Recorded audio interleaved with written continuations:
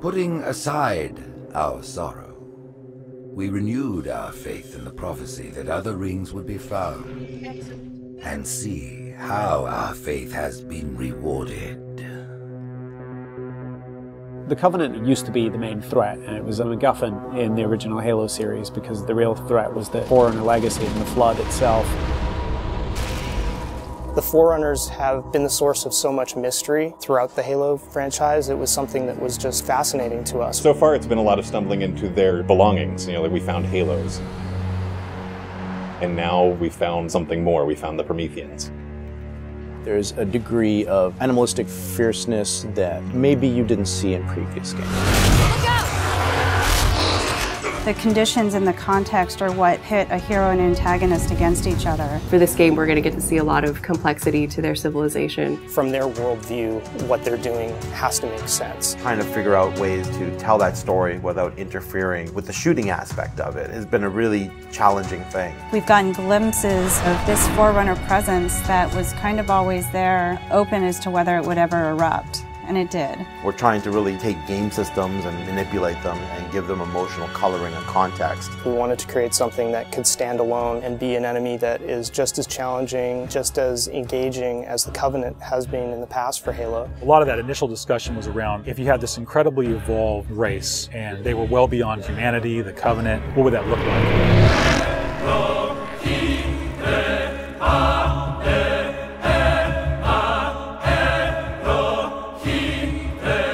The design process for the Prometheans was intriguing, exciting, and then long and painful process.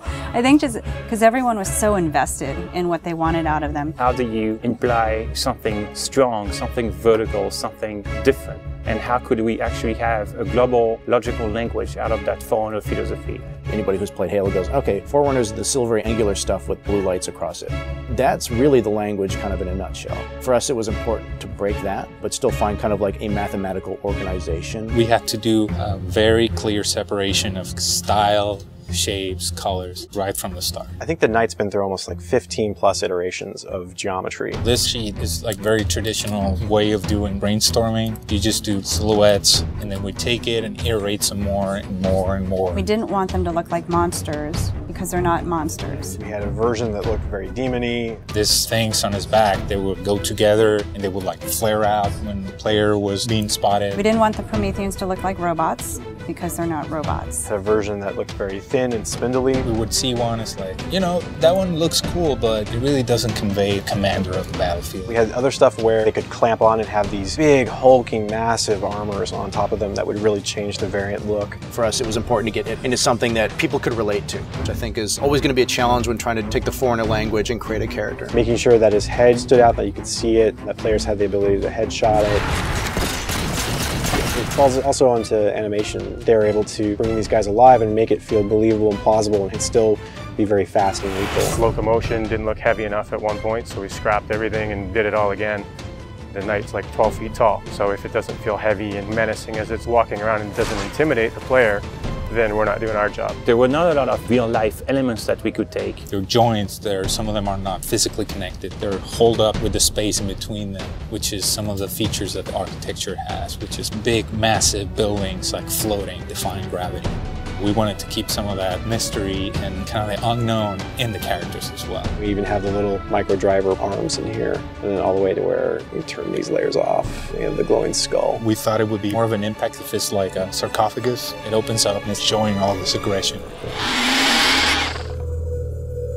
There's certain ways to approach fighting an elite with a group of grunts, and really what we wanted to do was change that up. The Covenant are tried and true. You know what you're going to get out of a grunt, you know what you're going to get from a jackal with his shield, the toughness of elites. Here are the brand new hooks to the sandbox.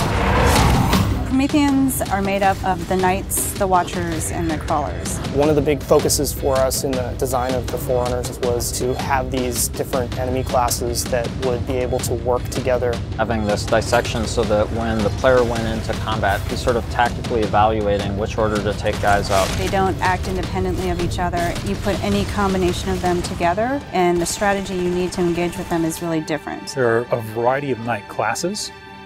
and each one of them is progressively more powerful, but your base knight actually starts just a little bit more powerful than an elite. But in addition to that, we wanted the knight to have his own set of traits and abilities. There's all kinds of these special features of each one of these characters that players haven't played in a Halo game before. You think about basic combat and counter design, a lot of the challenges designers face is how to introduce enemies. What would a Promethean do if it could bend time, space, form, matter? Knights can phase in out of anywhere. He's able to go where he needs to at any time, which is something the Covenant can't do. Heads up! Crawlers can walk on walls, walk on ceilings. If a knight shield bursts, crawlers will come rushing at you and try and like melee the player. They'll get more aggressive. These certainly slot into that grunt style combatant. And so there was certainly a want to make sure that we can get a lot of them on screen. If you let too many of them get together, they become a really formidable force. One-off, super fun to take out. All together, it's like a pack of feral dogs. Its mandibles, when it screams, will actually separate and float around in the air while it's howling. Animation added so much fresh behavior to this character. It's very exciting. The Watcher is definitely a support class. One of the things we wanted to do with the Forerunner characters was constantly have them mix up their tactics and make the player react to it. The Watcher is able to regenerate knights. One of the things we needed to do when the Watcher design was coming along was make sure that the Watcher would actually fit inside of the Knight. That bursts out and swap to the actual Watcher asset. The Watchers are aware if a knight's damaged, they'll protect them, they'll catch grenades, so they kind of coordinate their efforts. The Prometheans feel like the most advanced of the bunch. They're able to bring all of their technology and wisdom to the battlefield.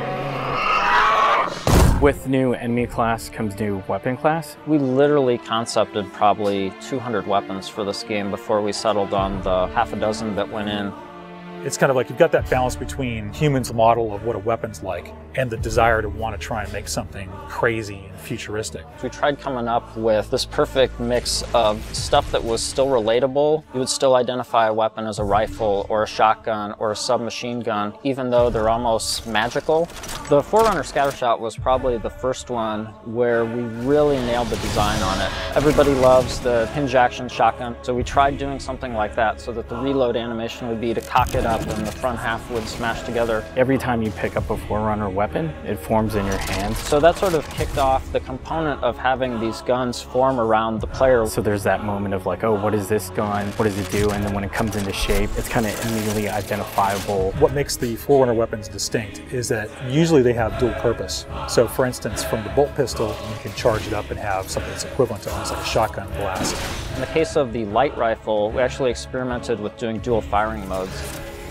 We tried to make it so there was the best of both worlds with a BR and a DMR. It works like the battle rifle when you're not scoped. That has a little spread, has 3-shot burst, and it works like the DMR when you are scoped. So it's like a mini sniper rifle in a way. It actually changes to a different firing mode where the projectiles are stronger.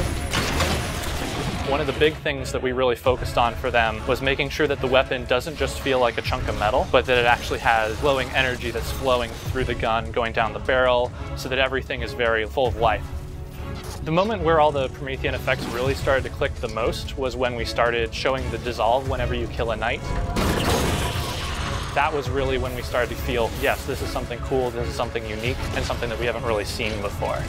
This is an early prototype of the Knight E-Res. As the sphere expands, you see the particles are birthed, and everything in the red region you see will be the crack and the erode. When you shoot and kill the knight, the actual point on the body where you did the damage is where the dissolve starts. So if you shoot from his foot, he will de-res from the point of his foot up.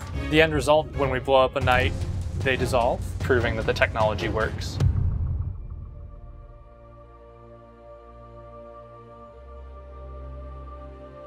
I look at the changes that we're making, and it really feels like we're making a sequel to Halo 3. And that's exactly what we're setting out to do. We have the Covenant from previous games. We have the UNSC. We had all these things to take from, like, all right, we can make a new take on this, but we had zero information to some of this Forerunner stuff. We're not just on a Halo, we're on a whole planet now.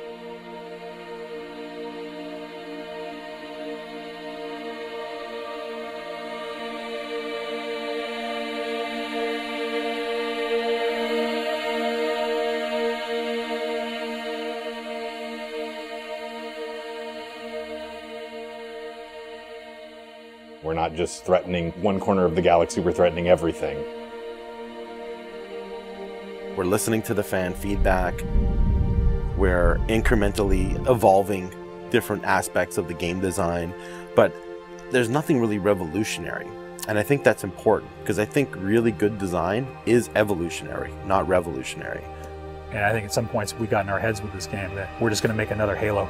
I don't think that's what people want. They may think they want that, but what they really want is something that speaks to the things that they love, but then provides them with something new.